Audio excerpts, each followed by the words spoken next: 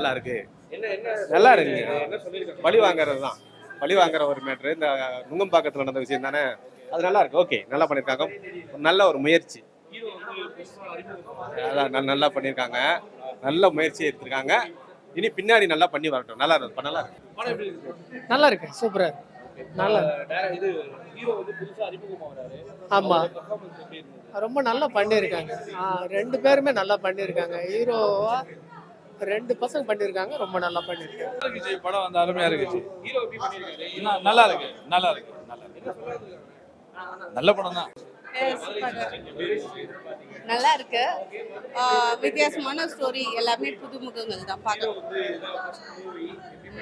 ஹீரோன்னு எல்லா படத்தில் நடித்தவங்க எல்லாருமே வந்து ஃபர்ஸ்ட் மூவி மாதிரி தான் இருக்கிறாங்க. ஏன்னா நல்ல கேரக்டர். அந்த ஊரில் சும்மா விளையாடிட்டு இருக்க ஒரு 4 பசங்க, அவங்களுக்குள்ளுக்க அவங்கள ஃபேஸ் பண்ணுற ப்ராப்ளம்ஸு, இது எல்லாமே தான் சேர்ந்து எடுத்துருக்காங்க. நல்லா இருக்கு.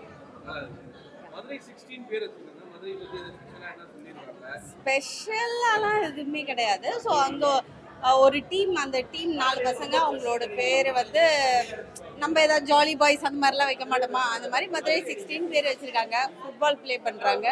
அவங்க கூட இருக்க ஒரு ஃப்ரெண்டு செத்துடுறான். ஸோ அதுக்கு எப்படி ரிவெஞ்ச் எடுக்கிறதா ஸ்டோரி. நல்லா இருக்கு. படம் ரொம்ப நல்லா இருக்கு சார். ஒரு வில்லேஜ் ஜேர்னலில் இருக்கு படம். அண்ட் எல்லாமே புது ஆக்டர்ஸ் தான். ஆனால் அவங்கவுங்க பர்ஃபார்மன்ஸ் ரொம்ப நல்லா பண்ணியிருக்காங்க. மியூசிக் ஓவரால் ரொம்ப நல்லா இருக்கு. பேக்ரவுண்ட் எல்லாமே ரொம்ப நல்லா இருக்கு.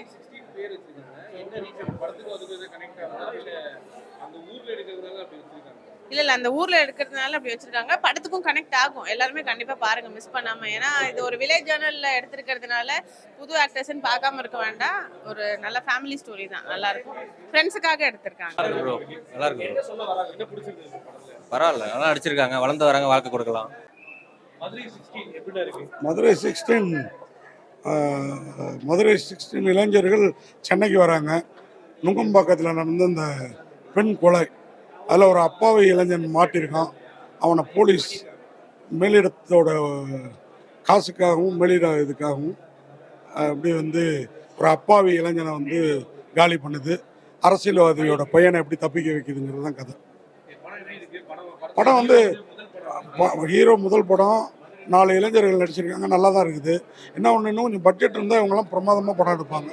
ஆமாம், ஏன்னா போலீஸ்காரங்களை காட்டுறாங்க, யூனிஃபார்மே இல்லாமல் ஒரு ஏசி மட்டுமே எல்லாமே பண்ணுற மாதிரி. ஏன்னா ஒரு 4 போலீஸ் கூட்டு போனால் அவங்களுக்கு பட்ஜெட் இடிக்கும். ஒரு சின்ன பட்ஜெட்டில் ஒரு நல்ல படம் கொடுக்க முயற்சி பண்ணியிருக்காங்க.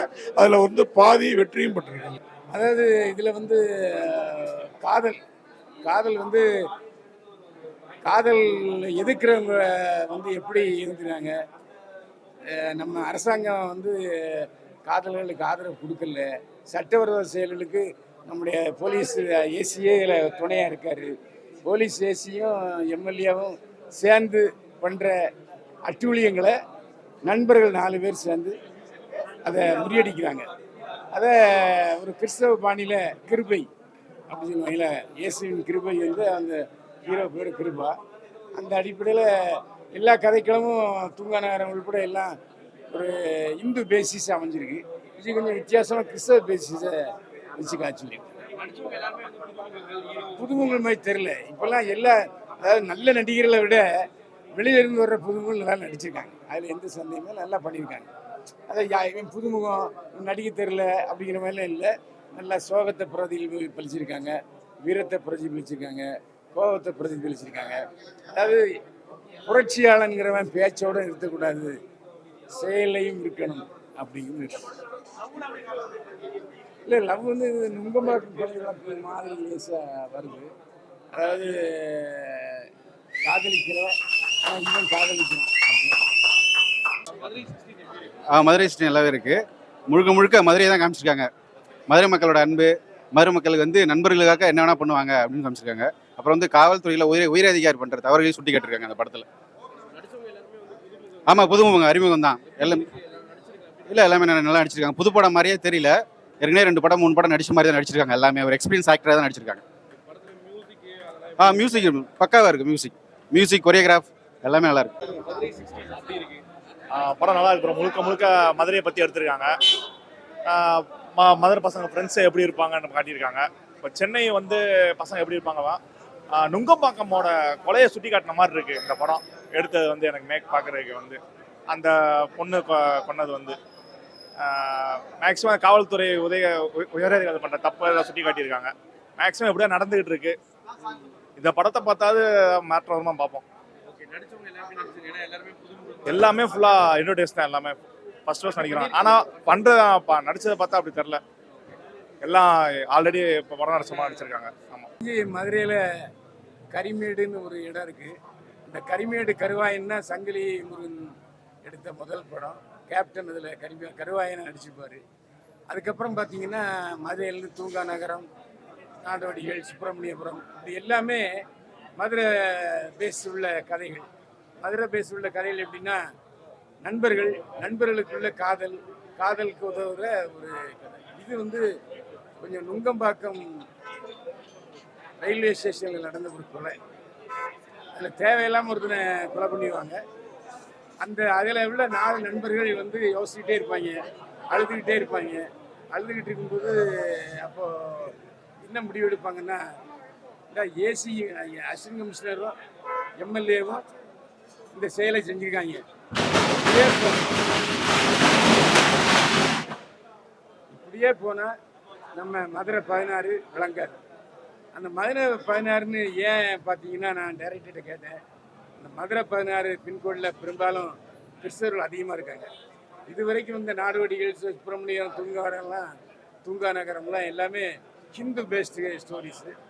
இது வந்து கொஞ்சம் அந்த கிறிஸ்தவ பேஸ்டு சொல்லியிருக்காங்க. இதில் வந்து எப்படின்னா கல்லூரி மாணவர்கள் கதாநாயகன் நடிச்சிருக்காங்க. அதில் அந்த மாணவருடைய ஆசிரியர் படத்தை டைரக்ட் பண்ணியிருக்காரு.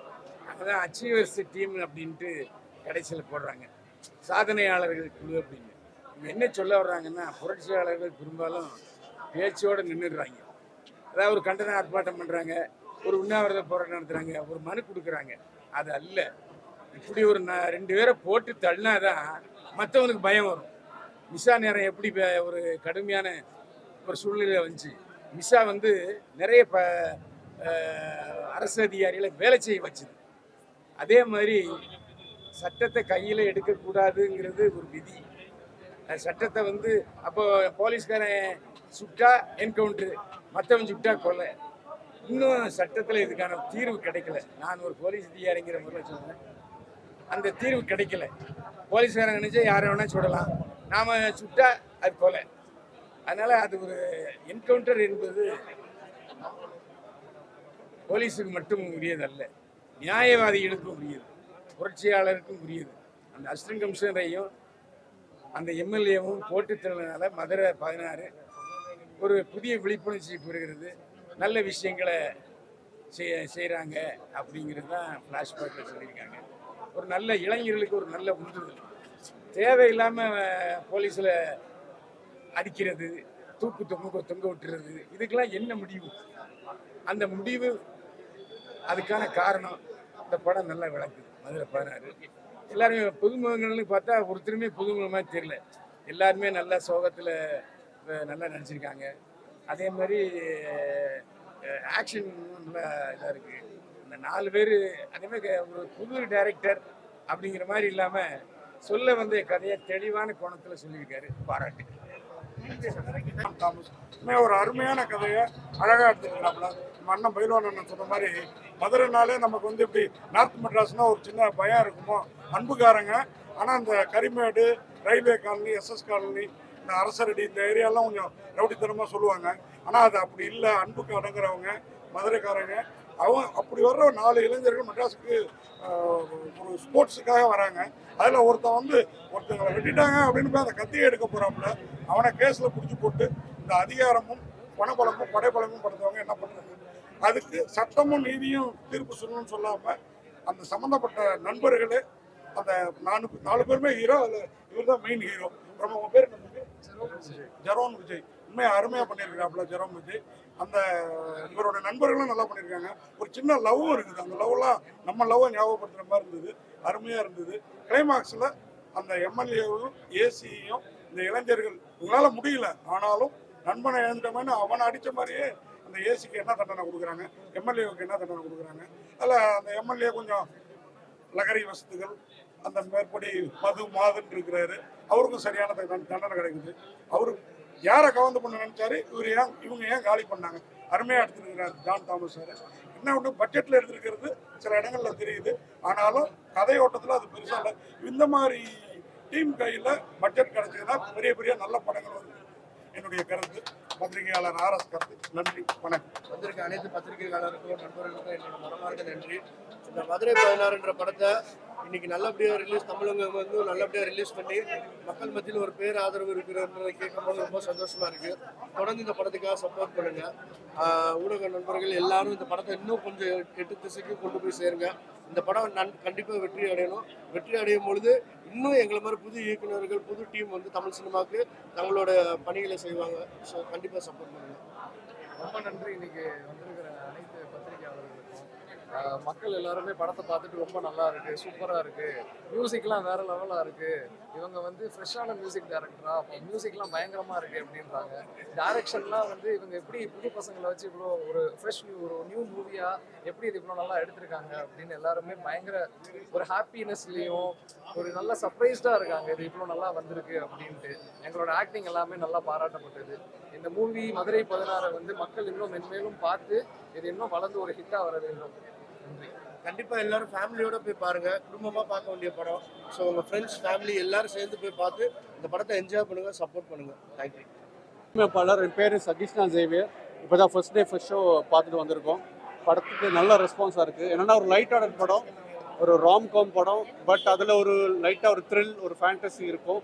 அண்டு ரொம்ப நாளுக்கு அப்புறம் ஒரே படத்தில் 6 சாங்ஸ் மியூசிக்கலாக வந்துருக்குது. அந்த 6 சாங்ஸுமே படத்தில் இருக்கும், பட் படத்துக்கு தேவையானதாக இருக்கும்.